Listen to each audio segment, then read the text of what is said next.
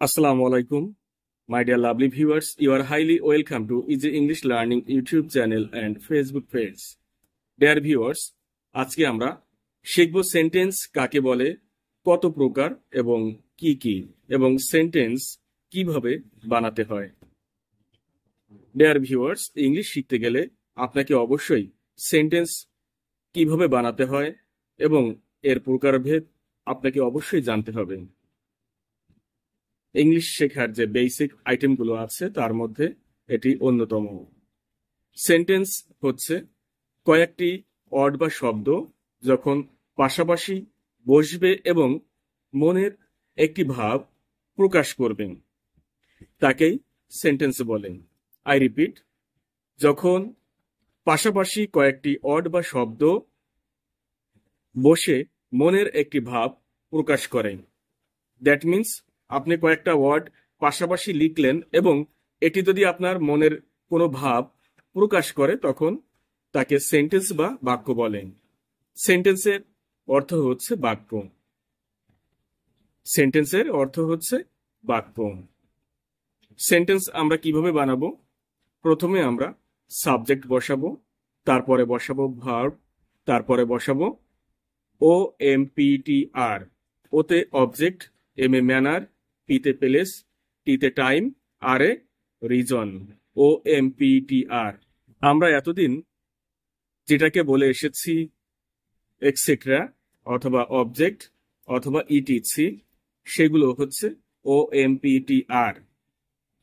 ওতে object, M a manner, ম্যানারের আরেক নাম হচ্ছে অ্যাডভার্ব, পিতে প্লেস, টিতে টাইম, টাইম মানে সময়, আর এ রিজন, রিজন মানে কারণ। ডিয়ার ভিউয়ার্স, একটা সেন্টেন্স যখন অনেক লম্বা হবে বা বড় হবে তখন আমাদেরকে প্রথমে লিখতে হবে সাবজেক্ট, তারপরে ভার্ব, তারপরে OMPTR।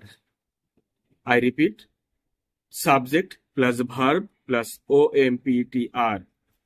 প্রিয় বন্ধুরা, যখন আপনারা আমার লেকচারটি শুনবেন তখন অবশ্যই খাতা কলম নিয়ে বসবেন, কারণ অনেক গুরুত্বপূর্ণ বিষয় আমি আপনাদের সঙ্গে শেয়ার করব। যদি খাতা কলমে লিখে না রাখেন তাহলে অবশ্যই মিসিং হয়ে যাওয়ার অথবা পরবর্তীতে ভুলে যাওয়ার পসিবিলিটি থাকবে। সো ডিয়ার ভিউয়ার্স, আমরা শিখলাম সেন্টেন্স কাকে বলে এবং সেন্টেন্স কিভাবে তৈরি করতে হয়। আমি একটি এক্সাম্পল দিই। We play football. প্রথমে সাবজেক্ট বসালাম উই, প্লে হচ্ছে ভার্ব, তারপরে হচ্ছে ফুটবল হচ্ছে অবজেক্ট। Subject, verb, object. আমরা যদি এই সেন্টেন্সটাকে আরো বড় করতে চাই তাহলে আমরা বলতে পারি we play football very attentively. আমরা অনেক মনোযোগ দিয়ে ফুটবল খেলি। এবার কোথায় খেলি, কখন খেলি, কেন খেলি, যদি আমরা এভাবে অ্যান্সারগুলো যদি আমরা বাক্যটা আরো বড় বানাতে চাই তাহলে আমাদের বসাতে হবে we play football very nicely in the field. মাঠের মধ্যে আমরা খুব মনোযোগ দিয়ে ফুটবল খেলি। এভরিডে বা এভরি আফটারনুন, প্রতিদিন বিকেলে, because we want to be national football players, কারণ আমরা জাতীয় ফুটবল প্লেয়ার বা খেলোয়াড় হতে চাই। সো ডিয়ার ভিউয়ার্স, আমরা কিভাবে এটা লিখতে পারি? We play football very nicely বা very attentively in the field every afternoon because we want to be football players. এভাবে আমরা সেন্টেন্স ইনক্রিজ করতে পারি বা বড় বানাতে পারি। এখানে দেখুন, সাবজেক্ট হচ্ছে উই, প্লে হচ্ছে ভার্ব, তারপরে ও হচ্ছে ফুটবল, ম্যানার হচ্ছে ভেরি নাইসলি অথবা ভেরি অ্যাটেন্টিভলি, তারপরে প্লেস হচ্ছে ইন দ্য ফিল্ড মাঠের মধ্যে, এভরি আফটারনুন এটা হচ্ছে টাইম প্রতিদিন বিকেলবেলা বা বিকেলে, আর রিজন, আর এ হচ্ছে রিজন, কারণটা হচ্ছে we want to B the national football players, আমরা জাতীয় ফুটবল খেলোয়াড় হতে চাই।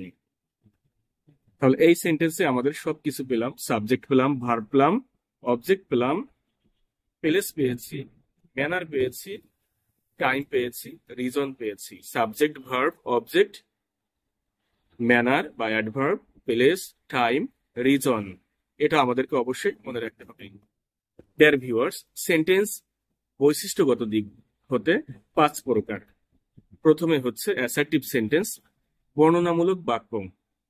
ইন্টারোগেটিভ, প্রশ্নবোধক বাক্য বা প্রশ্ন তৈরি করি যেটা দিয়ে, সেটা হচ্ছে ইন্টারোগেটিভ সেন্টেন্স, প্রশ্নবোধক বাক্য। ইম্পারেটিভ, আদেশ, নিষেধ, উপদেশ, অনুরোধমূলক বাক্য। অপটেটিভ, ইচ্ছা বা আকাঙ্ক্ষা, দোয়া বা প্রার্থনামূলক বাক্য। আর লাস্ট অন, এক্সক্লামেটরি সেন্টেন্স, এটি হচ্ছে আনন্দ, দুঃখ, বেদনা, বিরহ, উচ্ছ্বাসমূলক বাক্য। ডিয়ার ভিউয়ার্স, তাহলে আমরা শিখলাম সেন্টেন্স 5 প্রকার: assertive, interrogative, imperative, optative, exclamatory.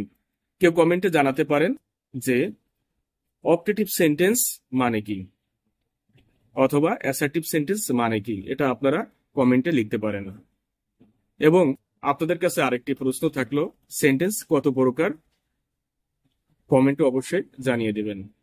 Dear viewers, ভিডিওটি লং হয়ে যাবে, এ কারণে এখানেই ফিনিশ করছি। পরবর্তী ভিডিওর জন্য আপনাকে ওয়েলকাম জানাচ্ছি। আসসালামু আলাইকুম। Here is the end of our English class for today. All the best. Subscribe my channel. Stay with us. Assalamu alaikum.